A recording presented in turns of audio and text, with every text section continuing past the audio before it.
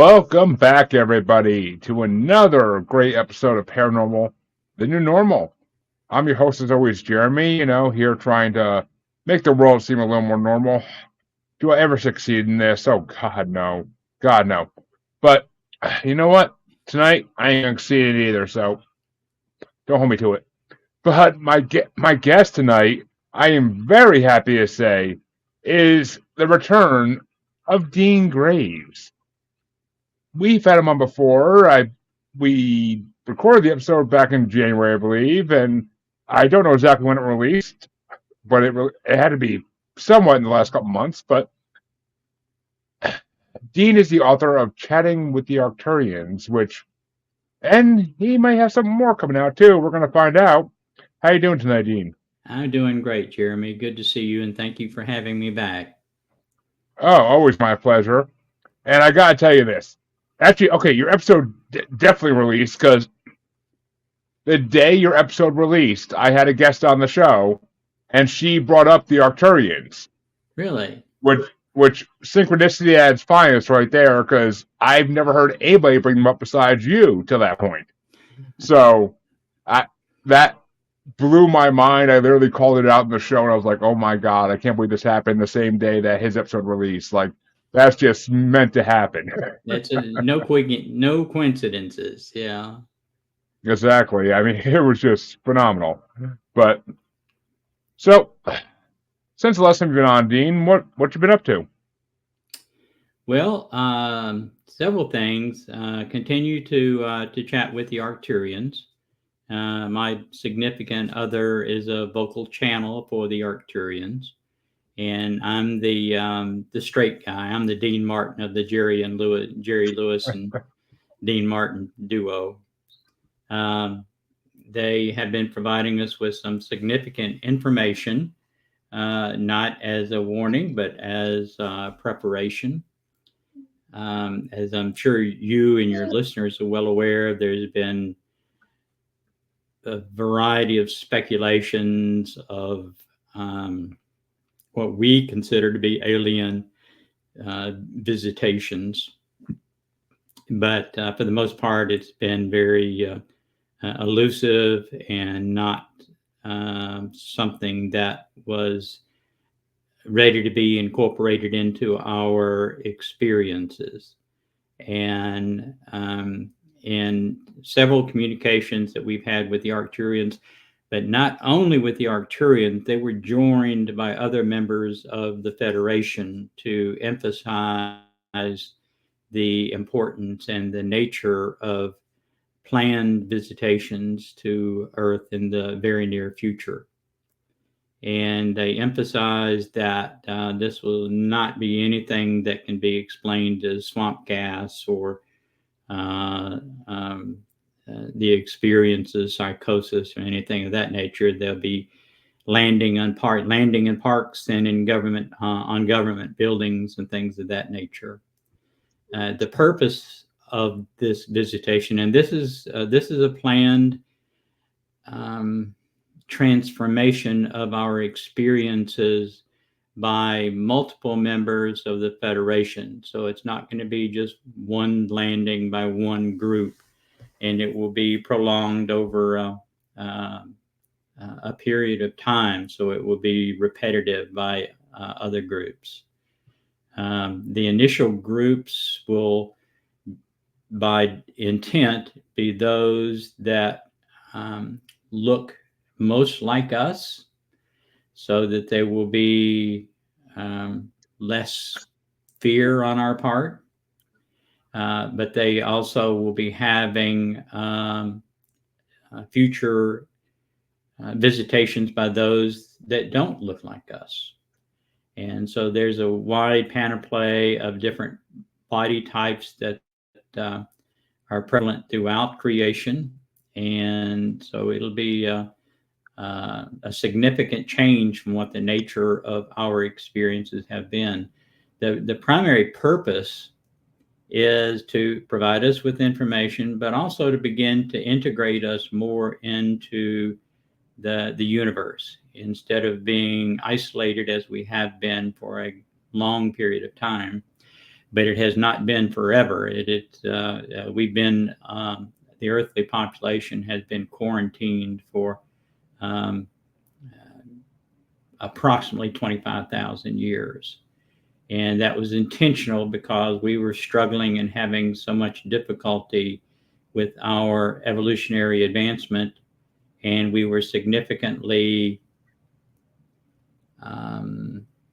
influenced by those beings that have chosen a service to self path. And so it was protective as much as anything. And we have been quarantined. The visitations that we have record of, 99% of them have been service to self individuals or individuals, service to self groups. Infrequently, there have been periodic visitations by service to others, or the positive majority group of the Federation and the universe. And so significant changes on the horizon. In addition to that, I've written a book, and it's my compendium book. It actually will be available in bookstores Sunday on September 1st. And it is called The Enigma of Consciousness, a spiritual exploration of humanity's relationship to creation.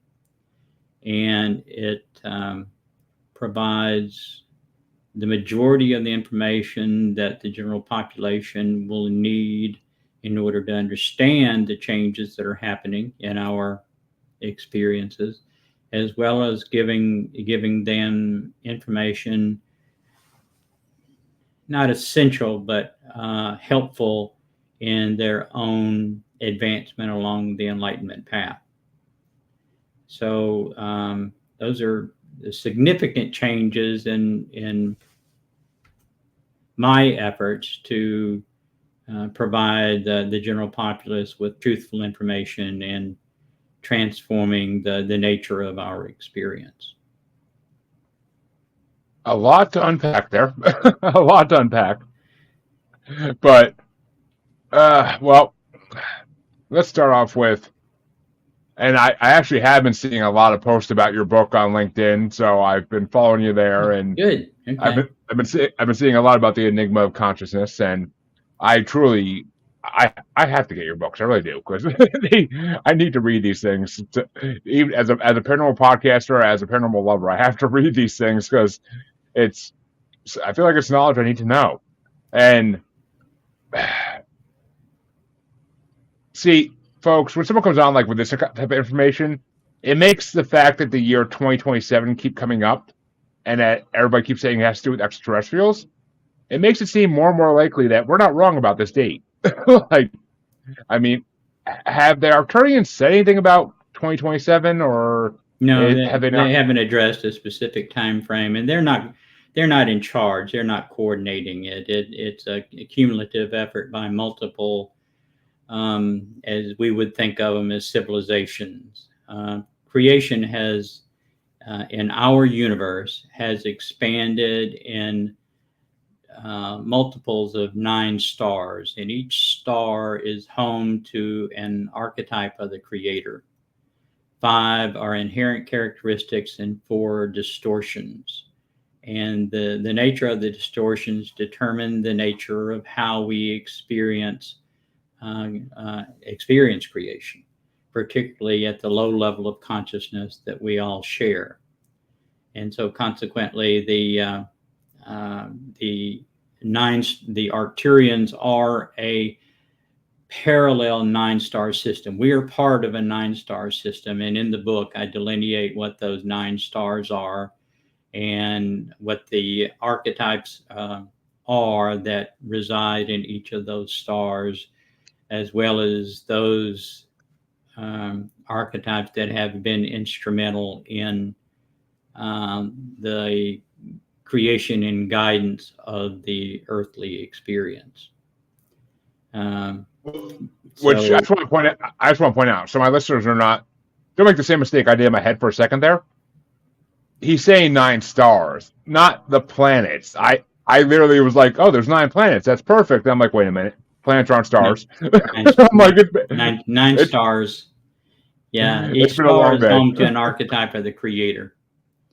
And our particular sun, which is what we've named our star, is home to wisdom, which is one of the inherent characteristic archetypes of the creator. And they have been obviously instrumental, but also Sirius B is home to the aspect identified as love for our purposes, which is another inherent characteristic of the creator. And the majority of our creation and guidance has been provided by love and wisdom. But that's not to exclude the other archetypes. They are all participating in our experience, as they do with every experience. And Harley, thank you for watching and sharing. And hey, Rena, glad to have you watching. But okay, for those who didn't hear the first episode, because I know we had this conversation a little bit in the first episode, when you say creator, you're not talking about any deity as we would call it from religions. We're talking about an extraterrestrial creator who helped humanity get off its stomach, basically. Well, more than that, creation is creation is consciousness. Everything that we experience is consciousness. Yep. The 9 stars are representative. The 5 inherent characteristics are representative of layers of consciousness, and we are in a very low range of consciousness, identified as third density. We're not the lowest, but we are the first density where we establish an enduring self. We coexist simultaneously in the metaphysical world, and our incarnations that we're experiencing right now is an analog projection of that metaphysical self. The metaphysical self is a consciousness pattern. It doesn't have a body as we perceive it having a body, but it is a body by virtue of it being a consciousness pattern. And our range of consciousness is where that begins and evolves through our density and the higher densities above us as we learn the curriculum of each step along the way. Enlightenment is that path. It is the evolution of consciousness.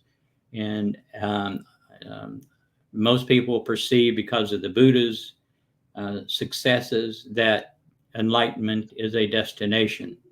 But enlightenment is actually a path. It is the evolutionary process itself. And everyone is on the enlightenment path. Everyone is enlightened to the degree that they have allowed themselves to be enlightened. And so we will continue that. It is our metaphysical self, this consciousness pattern that is perpetually evolving. We are an intermittent projection, an analog projection of that metaphysical self to have intense experiences within the perceived physical earth plane. Which actually, a viewer asked a good question here. Ladies and gentlemen, Jessica Barnwell, aka the famous Bubbles, asked, what is the difference then between intelligence and wisdom? Well, wisdom is an inherent characteristic of the creator, and it is a condition of being, just like love is a condition of being. And it is not, love is not an emotion. Wisdom is likewise a condition of being. Intelligence is the combination of awareness and information. And it's more than that, but that's what they provided us with that we can understand. And intelligence becomes a variable as we choose our incarnations. the level of intelligence at beginning at our range of consciousness becomes a variable that also varies the nature of our experiences, but it's not limiting to our experiences. In other words, if we choose a lifetime in which we would have, relatively speaking, low intelligence by comparison to the others, then what we are actually doing is we are choosing to be a teacher to those around us that have what we would perceive to be a normal or higher intelligence. So that's to say that individual that has incarnated as a lower intelligence being is teaching us, giving us the opportunity to learn sympathy and compassion, which are two precursor characteristics that we are tasked with learning before graduating to the next range of consciousness. And so the variable of intelligence becomes a determinant of teacher-student role, subject-object role in our particular lifetime. Which, I mean, if anything, human beings are highly, highly lacking in sympathy and compassion. So I will have to agree with that 100%. I mean, that's something that a lot of humanity is. I mean, some people have it down, but a lot of people are lacking that. We don't have those two elements yet. We as a population, we have been very retarded in our advancement, and compared for as long as we've been in the system, other third density populations, and there's a lot of them, as a rule, set a standard much higher than what we have even begun to realize. And it's funny because Jessica actually had another question, but you answered it, so she said, "Never mind." So there you go. But I mean, and when you said in your original statement that we followed these creatures, for lack of a better word, that are only out for themselves, they're not out for the general. Service to self. Yep, service to self, exactly. And I mean, I think we talked about this last time, but I'm assuming you mean the Greys and the reptilians. Well, again, they are not a monolith. The Greys is simply a body type, and they have the same choices in their evolutionary process that we do. And some of them the majority of them choose a service to others path, and some choose a service to self path. And so you can't look at extraterrestrials, as we would call them, as being a monolith, because they're not. It is their orientation within their evolutionary development. We have within our population, one of the primary things that we must choose as people going through the human experience is whether we're going to polarize service to self or service to others. Part of our programming, which is part of the archetypical mind that determines how we process thoughts, and this is delineated in the book as well in some significant degree, we are obligated to create a hierophant, or which is the same thing as an identity or an ego. All three words mean the same thing. But we create this perception of self as a hierophant for the sole purpose of getting more of what we like. And the irony is that when we begin, we don't know what we like. And so we're experimenting. We learn by analogy. We learn by comparison and contrast. And so as we progress, as we evolve, then we begin to take charge of our evolutionary process or progression. And we are obligated to make a decision whether we're going to polarize service to others or service to self. If we choose and the reason that that's important is that choice determines the rest of our evolutionary experience for possibly billions of years. But the service to others is the choice to work to unify with the Creator, and that is considered the direct path, because that is our ultimate conclusion of creation, is our reunification with the Creator. Those individuals choosing the service to self path are choosing to enhance this hierophant and try to make this hierophant authentic, and it's held in place primarily by, I would say, ignorance, but also fear. And there is approximately 10% of the universe, or more than universe, than creation's population is on that service to self path. 90% is on the service to others path. Both are valid as far as the Creator is concerned. Both are valid paths, but the service to self path is considered an indirect path, because you will go as far as you can go for potentially billions of years, and then you will hit a brick wall, because you can't reunify yourself with your perceived self with the Creator and be separate at the same time. And so you have to go back where you dropped out of school and redo all of that work, learning the path of reunification along the service to others path. But that notwithstanding, there's both paths are respected, because they're providing the Creator with the opportunity to fulfill the purpose of creation. Which makes sense in a way. I mean, it's kind of like, try to think of a good. I mean, it's kind of like having kids. Like, you could try to Exactly teach like them. having kids. I mean, you could try to teach them all you want to be a good person, but at the end of the day, they're going to make their own decisions when they get to a certain age, and you can try to influence it, but you're not going to be able to too much. I mean, they get You got to let them rebellious. climb the tree and let them fall out of the tree, and you just hope that they don't hurt themselves too badly.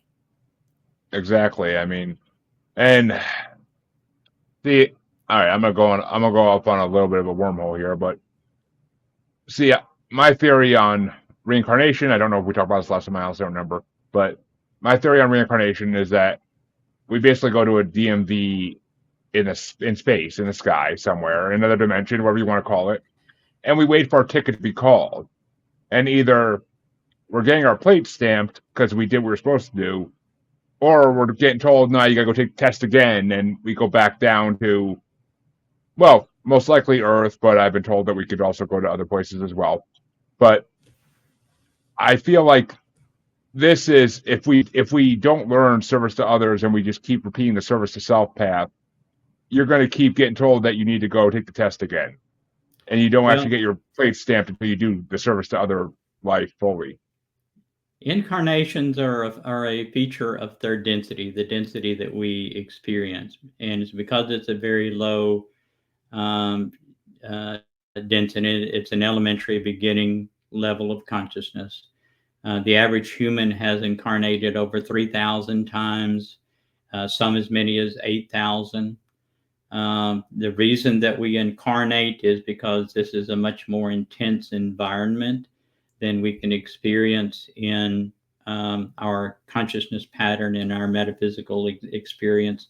But if you think of the metaphysical world as and the environments greater than that as a set of Russian nesting dolls, and they're, each is a layer within a layer within a layer, and we are the center of the or near the center of the Russian nesting dolls stack. And so before we're born, we are our metaphysical self. After we die, we return and reunify with our metaphysical self. We're never out of contact with our metaphysical self. As a matter of fact, the thoughts that we're processing right now, we are processing in our metaphysical experience. And the fruit of that thought is used to transform our incarnate self. And then we process the next thought. So every time we process a thought, our experience is transformed because we are transformed even on a very minute level. Which makes, I mean, yeah, which makes sense. That lines up with my thinking in a way. I mean, I'm not going to claim that I know how reincarnation works 100% because I've been told so many different theories on by people on this show that I kind of take what I feel is right from each one and kind of combine them. I But understand. because Well, what if you imagine that we're on a sports team, okay, and all week long we practice and we watch game films, we get coaching, we work out, we try to get better, we look at game films from the last game to see what we did wrong, and we set a plan for this next game that we're going to do better, and then we incarnate, and the incarnation is the game. And so right now we're in the game, we're playing the game, but the hickey is that we have to forget everything that we knew before we incarnated. And so we have to delve deep within ourselves to find that plan and that coaching that we received while we were in between our incarnations. which I mean, it makes sense and kind of brings to my mind the images of that movie with Brendan Fraser, Monkey Bone, where when he goes to the afterlife and all they're doing up there is watching humans, and like it's basically their form of entertainment is that they're watching humans live Well, their yeah, I get lives. And it. My higher self laughs at me all the time, so I know that we're entertaining to them, but that's not their primary activity. I mean, I feel like nowadays with with all this social media, such as Facebook Reels and YouTube, we're basically getting ready. We're basically just preparing ourselves for that in the afterlife anyway. So it's already what we're forced to do now. So I mean, it's just. So I gotta ask, because I mean the world's in horrible condition right now. The other side of the world has wars starting left and right. Mm-hmm. America is on the precipice of something really of a decision that's going to change us for the next 4 years or longer. And I mean, what are the Arcturians saying about how Earth is running right now? Well, for several years, significant effort has been exerted in order to intensify the nature of our experiences so that we will be compelled to make this choice of whether we're going to polarize service to self or service to others. And on top of that, we are in the process of splitting. And by that, I mean dimensionally, the majority of the children that have been born since the 2005, 2006, around in there, some before and a lot since then, are fourth density. They're higher consciousness than we are. And the split is going to be those that are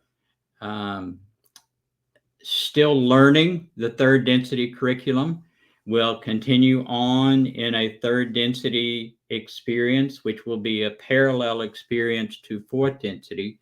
And these children and those few number of us that are ready to graduate to fourth density will go with the fourth density population.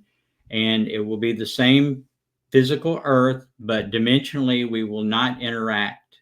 And we will be a fourth density and a third density planet simultaneously. And we are in the process of that right now.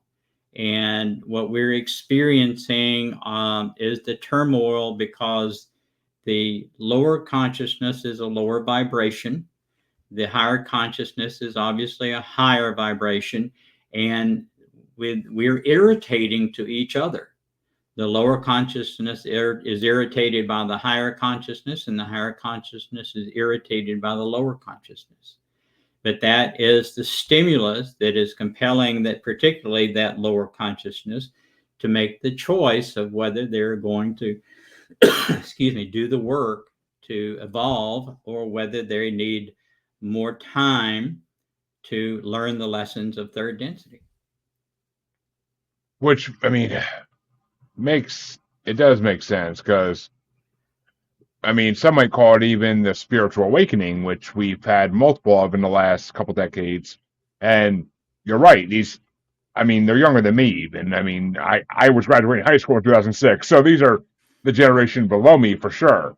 Yeah. If not two generations below me even. But the fact is that I see more and more of these age range of people that are coming on my show even that are, they have awakened their spiritual selves. They have figured out their ability, what they can do, and they are using it to their full potential. And that's what they do for a living, a lot of them. And something like that, when I was in college, and if I ever thought I could do something like that and actually make a living off it, I would have stopped paying the damn college right then and went and did it. Like it just, Well, when I was younger, it wasn't a possibility. I mean, I'm sure you feel the same way. It wasn't a possibility when you were younger. When we were younger, like it was no, just certainly. I it, mean, when I was, young, it wasn't even a thought, it wasn't even an option.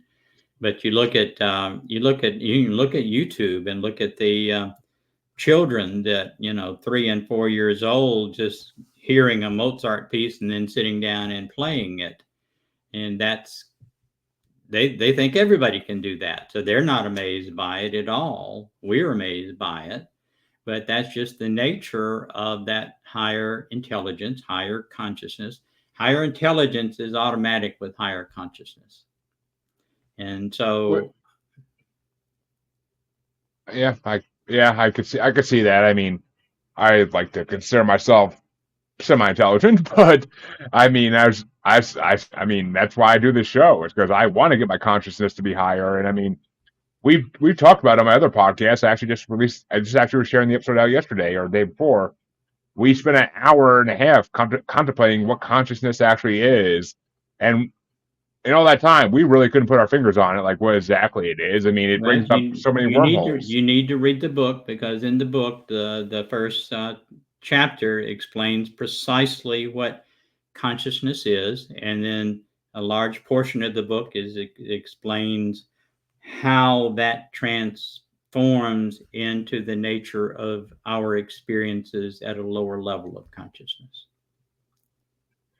Which, I mean, it's funny because it's not funny. It's sad for us because the amount of turmoil and hell this world's gonna have to go through before these younger generations that have this more conscious being It's up to take us. power.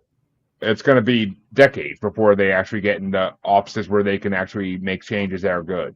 Well, when you think of 2005, 2006, they're reaching age of maturity now, where they are making an impact already. When you look at the college students that are protesting decisions by governments around the world, the protests against authoritarians in different countries around the world. Look at what just happened in Venezuela, for example, and it's not resolved yet. But the pressures from the younger people, from those that are choosing service to others, to expel the service to self, is tremendous right now. And yes, there's probably going to be more turmoil. And this transformation, this split, is going to take multiple generations. The children that are coming in fourth density right now are in what is considered to be transitional bodies. In other words, their bodies are not like our bodies. Our bodies are chemical. Theirs are predominantly chemical, but they're also more electric. And as they have the next generation, then those bodies will be even more electric until eventually they are entirely electric. And that will be the nature of their incarnation, that their body, and they will no longer need to repeatedly incarnate. They won't experience illness. They won't experience pain other than a minor pain that we wouldn't even go to the doctor for when they die. And so the nature of fourth density experience is dramatically different from our third density experience, but you have to give that fourth density population time to make that transition through several generations in order to find their mojo. But they will manifest things by thinking about it. Which is ironic because I have talked more about manifestation on this show than it's one of the highest topics I talk about in this show with guests is manifestation because so many of my guests teach it. So many of my guests are teaching people how to do it. And it's true. I mean, if I am hurting financially, which is, a daily situation, but when I'm hurting financially, I just think like I'm going to find a way to get the money. It's all I think about all day, every day. And somehow it always works out. Everything always works out in the end, but it's because I've been told and I believe it's because I'm actively putting my mind power towards it. And I'm saying like, this is what's going to happen. I'm shaping the world around me in small ways somehow or some way. I don't know how. You're transforming yourself. Remember, we change ourselves every time we process a thought. And as you change yourself, we are magnetic. And having money is nothing more than a thought. Everything that we experience is a thought. And so as we surrender those conditions, those beliefs that we've incorporated into this hierophant about not having money or can't have money or whatever it is, as we surrender those, we transform ourselves. So our magnetism changes.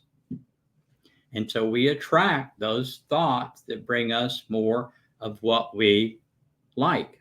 Now, our higher self provides us with opportunity for experiences to become aware of what those beliefs are that we've incorporated into our perception of self that are hindering our advancement or getting more of what we like. But it's incumbent upon us to apply that awareness that we inherently have, because that is an inherent characteristic of the Creator, to become aware of those beliefs that we've incorporated into this hierophant and surrender them. We can only heal ourselves. No one can heal us but us. And the only healing that needs to take place is the transformation, our perception of self. Which is, I mean, yeah, that's why mental health is such a big topic nowadays, I believe, because human beings are realizing that we need to change how we think. We need to change who we are mentally. We can't we can't let depression and anxiety and all these other mental illnesses get the best of us anymore. Well, we have to. What is a mind? We're a mind, body, spirit, but what is a mind? I can't say that's a definition I really feel comfortable giving an answer to even. I mean, okay, well, we don't know. Neither does psychology or psychiatry. Yep. They have no answer for it. A mind is nothing more than a bundle of thoughts. I mean, a bundle of beliefs. That's all a mind is.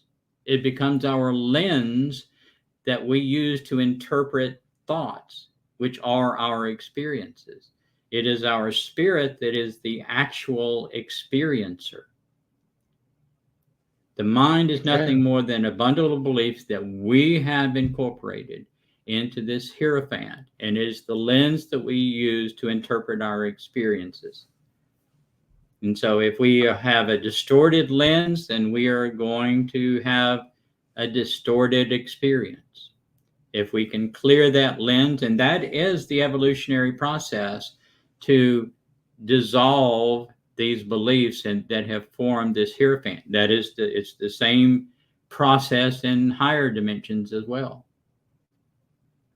I mean, yeah, it's true. I mean, I guess that really is all our mind is. I mean, it's how we're brought up. It's how we see the world. Every experience changes your beliefs. And I mean, it's funny because I just saw the movie Inside Out 2 with my kids, and it's amazing how Disney is able to actually put that together where that's how our minds work, is all Mhm. these different emotions controlling us. And I mean, and I like the second one actually, because it actually proves that you can't let anxiety control you. Like, it's the point of the movie. Sorry for any spoilers for anybody who hasn't seen it yet, but it's a damn Disney movie. Get over it. But it's interesting. It really freaking is. And I mean, I see.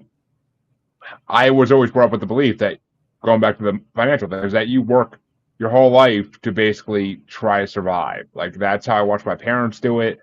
And where And did then that come from? Would that be a service to others' thought, or would be that a service to self thought? Unfortunately, it's a service to self thought, but it's survival, which is what runs our service to self That mind. is part of the Survival. hegemony that the service to self has instilled into our population, and it's not true. I mean, That is a part lot, of that is one of the magnanimous hegemonies that we must learn to surrender.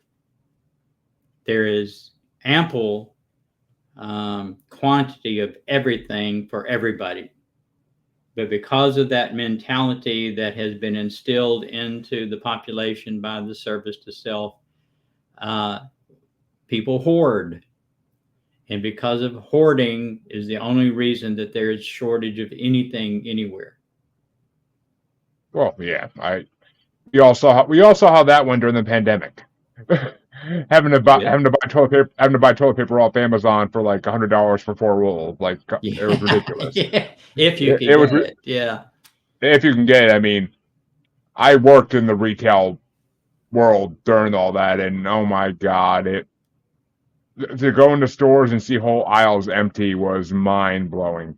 Yeah. It's something I never saw in my life. I haven't seen it since. I don't want to see it again. It was just horrible. And I talked to store managers about it during the time, and none of them could believe it either. They never, in their 30, 40 years in the retail industry, they've never seen anything like it. It was an unbelievable time. And Yeah. we got through it. Human beings got through it. I mean, I think I think the pandemic actually helped with our service to others' mind, It because we did. I think it did. Yeah. But I said years ago that, people usually want to hoard guns in the event of an apocalypse so that they can get what they want. And I made the decision what you really want to hoard is toilet paper. yeah, I mean, That makes you king. yeah, it truly did. It truly did for a year or so there, and yeah, I mean, I would like to think the apocalypse isn't going to happen. I And there's not going to don't be think. an apocalypse unless we can facilitate within our population an apocalypse if we choose to do that. But there's none planned. Yeah, I mean, if we did ever do it, it would just be service to self getting such a run from people in control that no one could stop it. I mean, Well, it. there is 16 um, civilizations, small and large, that have been combined on Earth. In other words, Earth is a second chance planet. We're all going through reform school because we haven't graduated in previous third density experiences. But the population that we first originated our experience on Venus, which used to be called Zenoa. And through service to self, interference, and conflict on the planet itself, we blew the atmosphere off the planet. We were then transferred to Maldak, which is now the asteroid belt circling in our galaxy, and we blew that whole planet up. And then we were transferred to Mars, and we blew the atmosphere off of Mars. And when we got to Earth, there was a continent in between North America and Europe called Atlantis that we blew up and it sunk below the waves. The last of it sunk below the waves approximately 8441 BC. So we which have a has, very destructive history. oh, as human beings, we like to live up to our name and continue that streak, it seems, but Well, it's unfortunate as that is. hopefully It's we're just, getting past that. hopefully, I mean, my whole life I've heard with every conflict, oh, how long till they unleash the bombs? And they've yet to do it. So I think humanity at its deepest core is just realizing it's not the answer. It's not going to be the Haven't answer to unleashed the anything. Kraken yet. No, not yet. I mean, things are looking scary over there in the Asian territories and whatnot, but it's in the Middle East. But I mean, I don't know. Hopefully, November changes some things, and I don't want to say names, but hopefully November changes some things, and we can actually get back on the right path. But Well, I got it. our politics is representative of politics that are happening around the world, and the same bifurcation of ideologies that we're experiencing. Many other countries are experiencing the same thing, and so you can say it's a global condition. I mean, it is. It really is. I mean, we can't think about ourselves anymore as just one country. I mean, basically, what happens in the world affects us every day. So Yeah, we're integrated as a population. it is, and I mean, it's scary sometimes. But I have to ask you about this because I had these great guests in the show a couple months ago. I don't know if you heard of them by any chance, but Leslie and Stephen Shaw. She's a psychic medium, and he's a third generation abductee, Okay.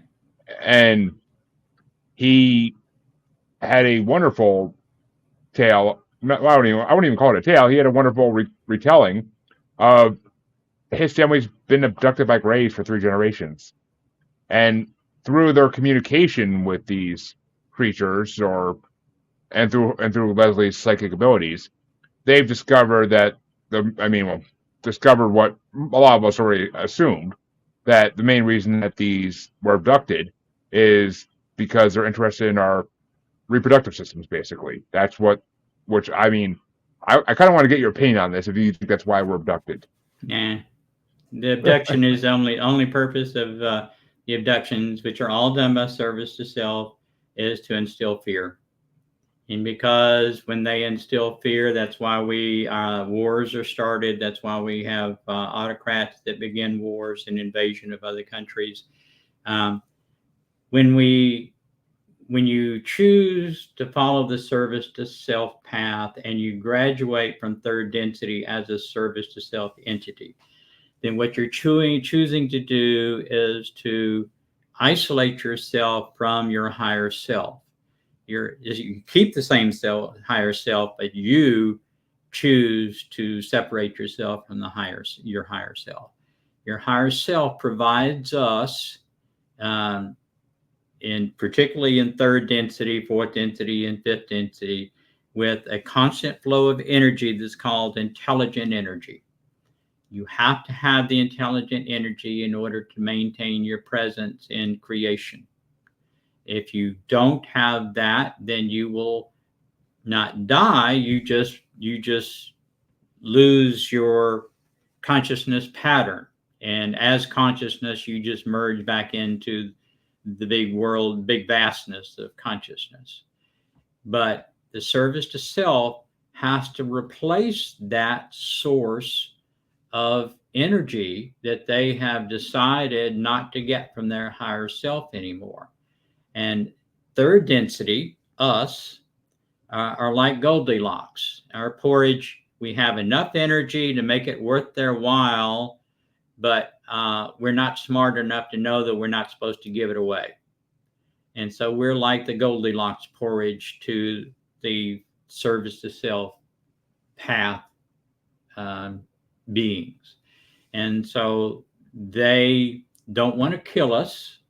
They just want to keep us on like the Matrix. They just want to keep us in the Plug in. cocoon, Yep. so that they can. Oh, We have a war every time that we have an abduction and we experience fear. Every time that we show fear, that radiates this. We give up this energy, and so they constantly, and they, in order to keep us in a position to continue to be a source of energy for them, they have to dominate and subjugate us.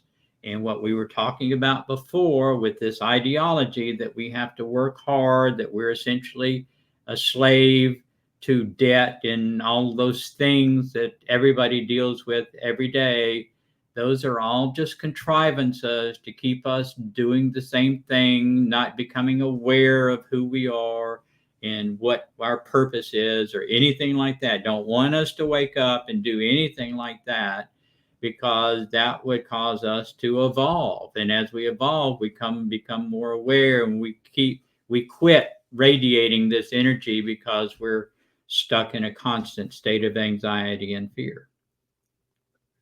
which, folks, if you want to see a good example of a service to self being, watch Resident Alien. I swear to God, it's right on cue with what these Yeah, type of creatures are. it is a very good. You can just compare the political parties in That this too. country and make your assessment from the standpoint of who is service to self and who is service to others. Exactly. I mean, it's true. You can look at it that way. But in our last few minutes here or so, I two things I wanted to ask, and well, talk about, I guess, better things, eh? But first thing I will ask is what I know I don't want you to give it all away because I want people to actually, read the book and buy it. But what is our future going to look like according to the Arcturians in a brief glimpse? It's up to us. They don't predict the future. The probability is almost guaranteed that the population is going to split, and they are going to become parallel populations that don't interact. But the nature of the experience will be determined by the population itself. And that's true for the fourth density population and the third density population. We have absolutely free will to choose. Hmm. But when you say the population's going to split, like an actual like West Germany, East Germany type of split, or Now like more of a you're thinking of things in terms of physicality, and the populations are going to split, and perceivably the Earth is going to be the same to each population, but they will be separate planets on different vibrations. But they will appear the third density population, the planet will appear to be the same. The fourth density population, the planet will begin to heal significantly because of the nature, the higher vibration of the planet itself. But from anybody occupying the planet, that's not going to be discernible that there has been any sort of split, because their vibration will be only able to recognize the planet that is corresponding to their vibration. makes sense. And I mean, for those in the higher vibration, I think they'll be able to tell. They'll be able to tell something's different, of course, but they may not be able to put their fingers on it. But Well, there'll be something different. not for a long time. As they evolve, yes, they have to go. They will, once they attain this fully electric body and they've made some progression in their own evolutionary process, then they will interact with the third population, but not until after they learn to shield themselves from discovery by the third density population. The fourth density beings interact with us all the time. They're around us, they're watching us, they're observing us, they're taking notes, probably taking selfies to send back home. I don't know. But Now, yeah, they it's, interact with us all the time. I gotta ask this. It just kind of came to me in that thought, but I gotta ask this. Do you believe that Bigfoot and other similar cryptids might be fourth dimensional beings?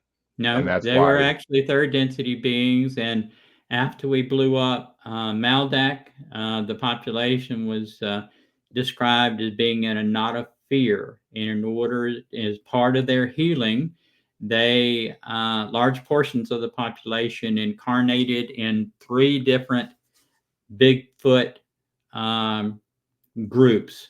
And for the most part, they lived within the earth, not on the earth. Some of them, they would come up to the earth, but the majority of their activities were within the earth itself, within the core of the earth itself.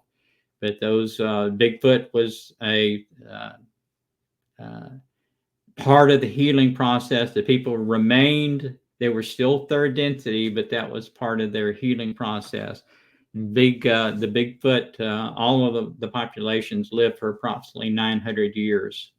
And so their opportunity for learning and healing was significant. But my understanding is that all of Bigfoot has vacated the planet now, that it's no longer necessary. But yet people still see them on a weekly basis almost. Well, I haven't looked for them. The word that I get is that is no longer a productive part of the healing, which is still going on by large parts of the population. That healing from that knot of fear, which was another major hickey in our ability to progress in future third density experiences, because of that that conditioning, that predisposition towards fear. See, the reason I asked about that and the fourth dimensional thing is because a lot of experts on Bigfoot and other cryptids, they believe a lot of them are ultra terrestrials, that they can hop in and out of dimensions as they please in a way. Well, So they're very good at hiding themselves. That was part of their criteria. There have been fourth density populations that have cohabited Earth for a long time, and those are in the form of whales and dolphins. that makes sense. I mean, goodbye and thank you for all the fish. I mean, it truly makes sense, but it's. I mean, they're more intelligent than we are, I believe. So I mean, it Well, makes sense. they're both second density dolphins and fourth density dolphins. Understand that the fourth density is the spirit habitation of the body, and so they appear the same. They behave much differently, though. The ones that you see jumping in the waves, and playing on the beach waves and that sort of thing, almost undoubtedly would be fourth density dolphins. Whales, more of the whales are fourth density, but there's still some whales that are second density and some that are fourth density. I'll tell you real quickly before you leave. In my younger years, before I had any sort of awakening or any idea of anything that we've been talking about, I was learning to scuba dive, and I went to um, um, Puerto Vallarta in order to take my open water dive. When you finish your training, you have to go and Yep. take a dive in open water. And I signed up for a scuba diving trip, and we showed up at the dock on the morning we were going to go do this scuba diving trip. And we're looking at all the big boats, and this young little Mexican boy ran up to us and asked us if we were looking for the scuba divers. And we said yes. And he's pointed over here to another part of the bay that, or the dock that had 2 John boats, large John boats. And those were the rides for our scuba diving trip, not the big, comfortable Yeah. cabin cruisers types of thing. Of course not. So we debated whether we were going to go or not. And so we decided, yeah, well, let's go. What the hell? So we got in, and we put all of our equipment in one boat, and we all climbed in. There were about 9 of us or 10 of us, and it was a pretty good sized John boat. And so the dive master took us out, and we went to this rock in escarpment out in the middle of the ocean that was just snow white, but it was because it was all covered with bird poop, and we couldn't tie up, so we had to float in these waves. And watching the waves, it was about a 20 20-foot swale as we watched it go along the wave, go along the side of this cliff. But on the way out there, we were surrounded by a school of dolphin. I don't know whether you call them a school or a pod or whatever. And the dive master said it is the biggest pod of dolphin that he had ever seen. And he pulled out his video camera and was filming them. They were all around us. They were jumping. And a couple of them came up right next to the boat. We were only about 4 inches off the water in this John boat. And and I petted the dolphins, and they just, did that thing where they, like Flipper, they rolled over and looked at me with one eye, and I petted them, and then they swam off.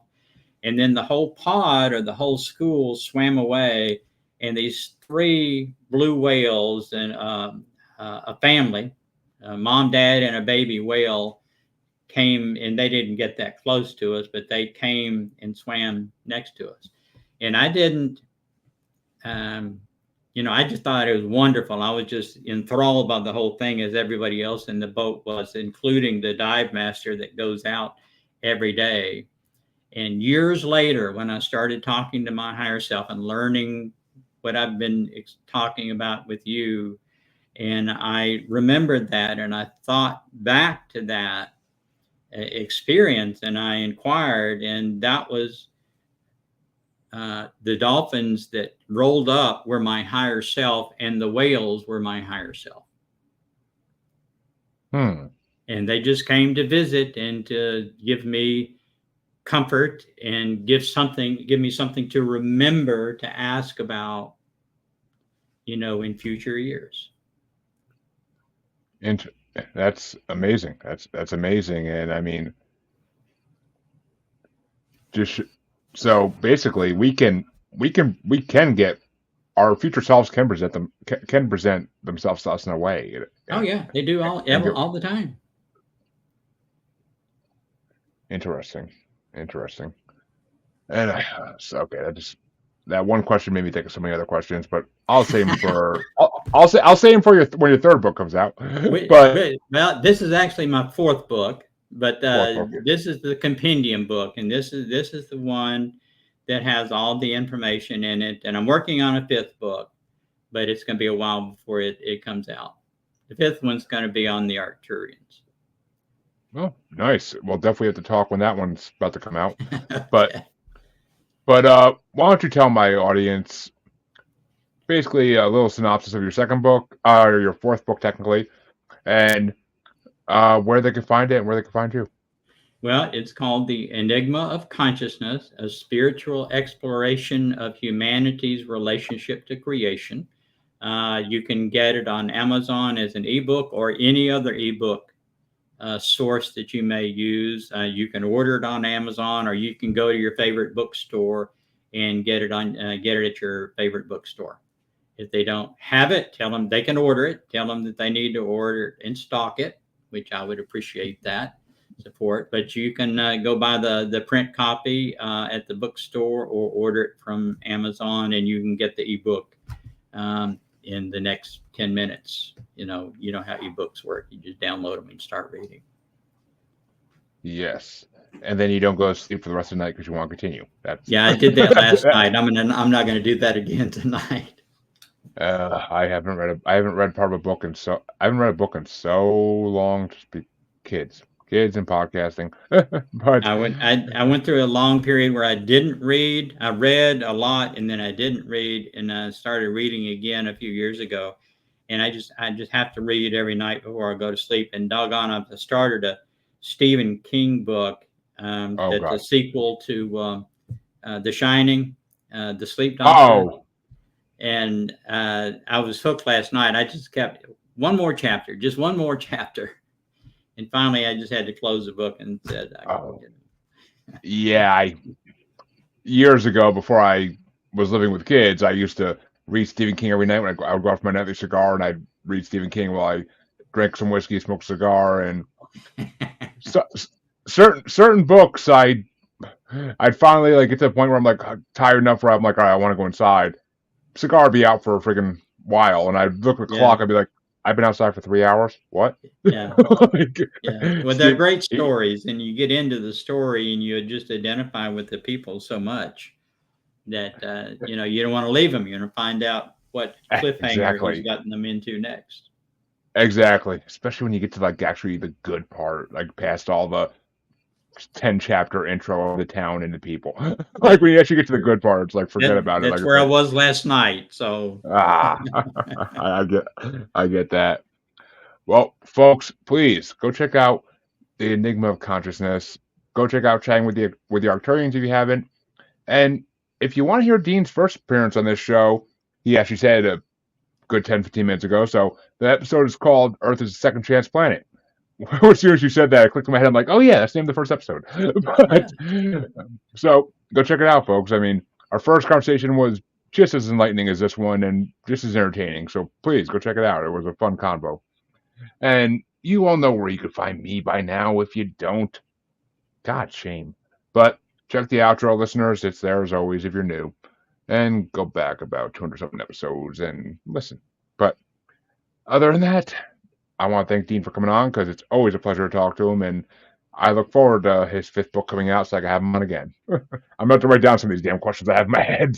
But, well, thank you all. And I will be back tomorrow with another interview as soon as the guest confirms. But have a good one, and I will see you again. Thank you, Jeremy.